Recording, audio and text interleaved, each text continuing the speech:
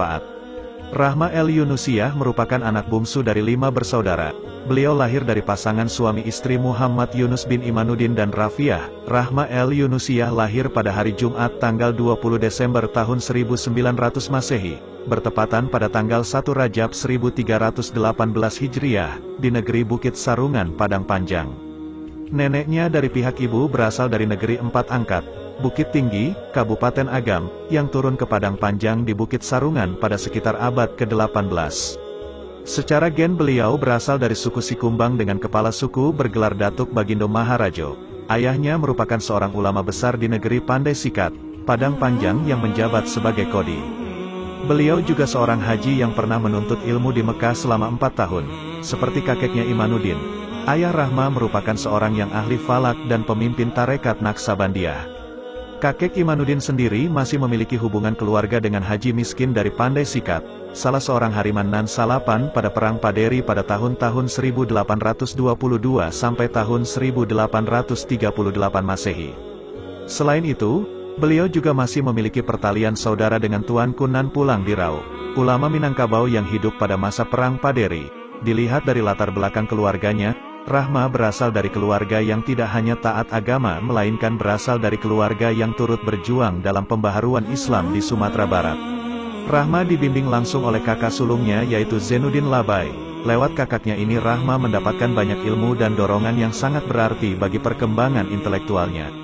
Bagi Rahma kakaknya ini merupakan ulama otodidak yang terkenal sebagai pendidik dan tokoh pembaharu sistem pendidikan Islam model Surau, Diniyah School-nya, pada tahun 1915. Penguasaan bahasa asingnya yakni bahasa Inggris, Arab dan Belanda sangat bagus sehingga dapat memudahkannya dalam mengakses literatur asing sebagai modal mencetuskan ide-ide pembaharuan. Rahma sangat hormat terhadap kakaknya, baginya Labai adalah seorang guru, pemberi inspirasi, dan pendukung cita-citanya. Rahma tidak mendapatkan pendidikan formal yang memadai. Beliau hanya sempat sekolah dasar selama 3 tahun di kota kelahirannya.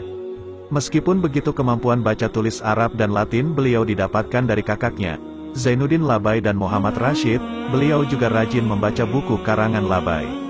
Rahma terkenal akan kecerdasannya sehingga dapat mendorong dirinya untuk bersikap kritis, tidak lekas puas, dan selalu mencari hal yang baru. Seperti contoh ketika beliau tidak puas dengan sistem edukasi di Diniyah School, yang mana kurang memberikan penjelasan secara terbuka kepada siswa putri mengenai persoalan khusus perempuan.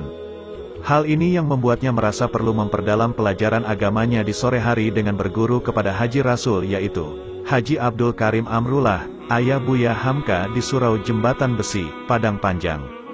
Beliau bersama 3 kawannya yaitu Rasuna Said dari Mininjau, Nanisah dari Bulaan Gadang Banu Hampu, dan Jawana Bashir, Upik Japang, dari Lubuk Alung.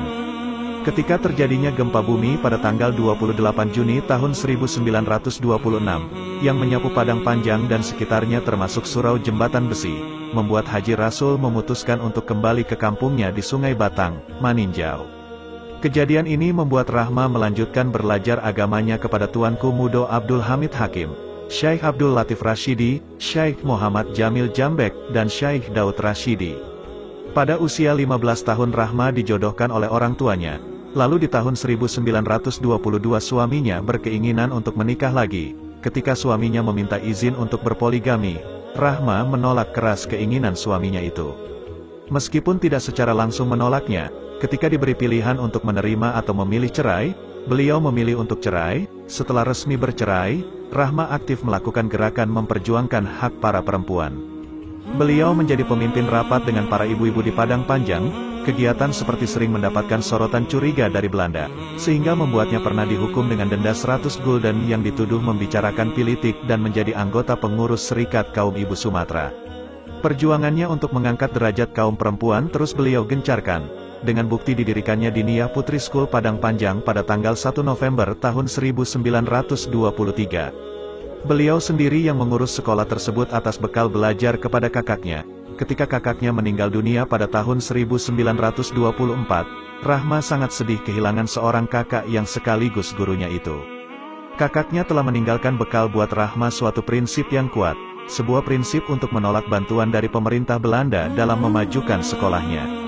Selain itu beliau ingin kaum perempuan berjuang sendiri terlebih dahulu sebelum meminta bantuan laki-laki. Bila kondisinya dalam perjuangan tidak tercapai-capai, baru boleh meminta bantuan lelaki. Itulah sedikit kisah Rahma El Yunusiah. Semoga terinspirasi dan memberi kemanfaatan. Assalamualaikum warahmatullahi wabarakatuh.